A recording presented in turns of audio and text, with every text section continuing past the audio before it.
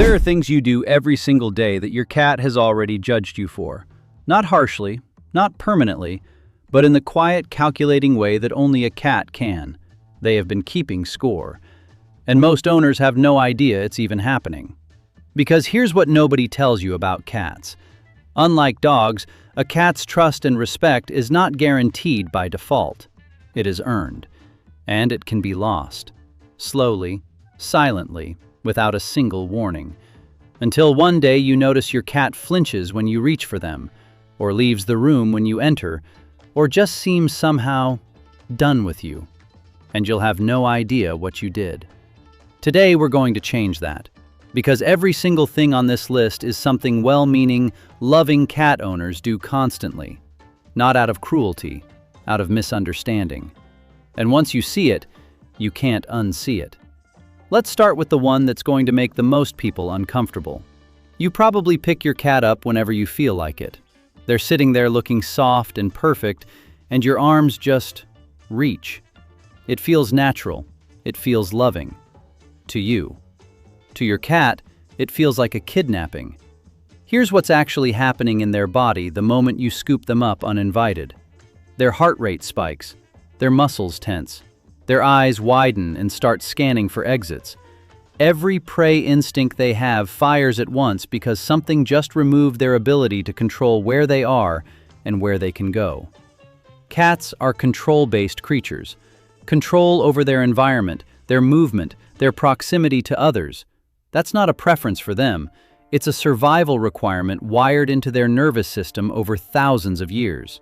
And when you override that control repeatedly, even with love, your cat's nervous system starts filing you under a very specific category. Unpredictable, unsafe.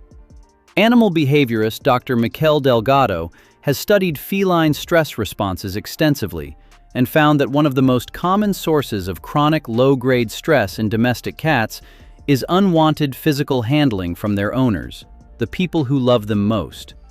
Here's what respect looks like instead. Let your cat come to you. Let them choose the lap, choose the moment, choose how long it lasts. When you give a cat control over contact, something shifts. They start showing up more, staying longer, leaning in instead of pulling away. The cats who seem most affectionate with their owners are almost always the cats whose owners learned to wait. And this connects to something we're going to talk about toward the end of this video. A specific behavior that owners think is affectionate, but that cats read as deeply disrespectful. Most people do it every single day, and it's probably the one thing on this list you'd never guess. Think about the last time you looked at your cat and thought, "They're so beautiful, I could just stare at them forever." Your cat had a very different experience of that moment. In cat social language, a direct, unbroken stare is not admiration. It is a challenge. It is what cats do when they are deciding whether a confrontation is about to happen. It is one of the primary signals that precedes aggression between cats in the wild. So when you lock eyes with your cat and hold it, smiling, completely well-intentioned, your cat's brain is running a threat assessment. They're not seeing love.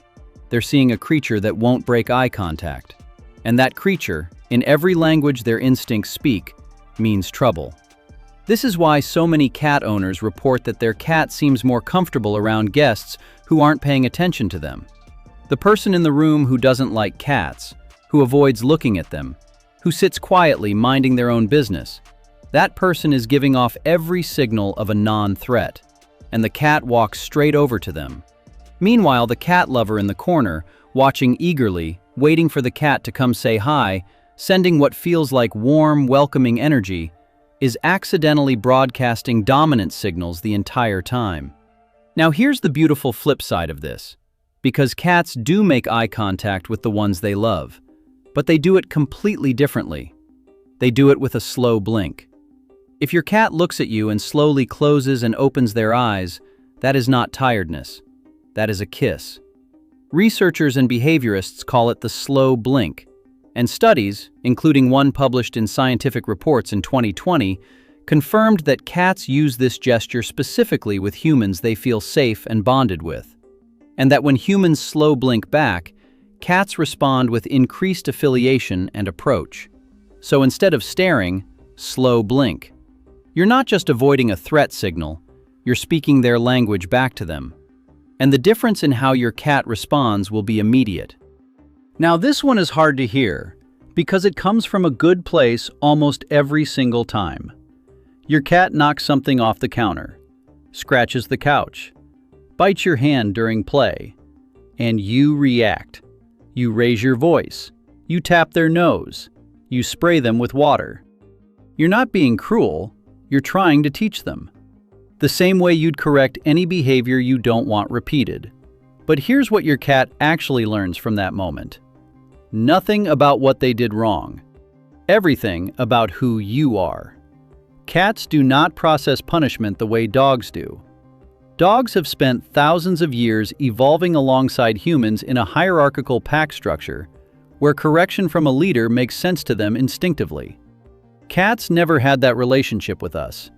They have no cognitive framework that connects your angry reaction to the behavior that caused it, especially if even a few seconds have passed. What they do have is an extraordinarily precise memory for emotional experiences. Not what happened, how it felt. So when you punish your cat, you don't teach them to stop scratching the couch. You teach them that you are a source of sudden, unpredictable negative experiences. And unpredictable, in the vocabulary of an animal wired for survival, means dangerous. Dr. John Bradshaw, whose research on cat behavior we touched on earlier, found that cats who experience repeated punishment from their owners show measurable increases in stress markers and measurable decreases in voluntary social interaction with that owner over time. They don't learn the lesson. They learn to trust you less. What works instead is redirection and environmental design. Scratching post next to the couch. Toy introduced the moment play gets too rough. The behavior you don't want replaced by something that satisfies the same instinct. Your cat doesn't need correction. They need an outlet. And when you become the person who provides outlets instead of punishment, something changes in how your cat looks at you. Literally. Cats are sensory creatures, operating at a completely different frequency than humans. Your cat can hear sounds 4 times further away than you can. Their low-frequency hearing detects rumbles you'd never notice.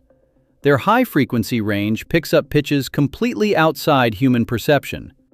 They feel vibrations through the floor that register in their body before their ears even process the sound.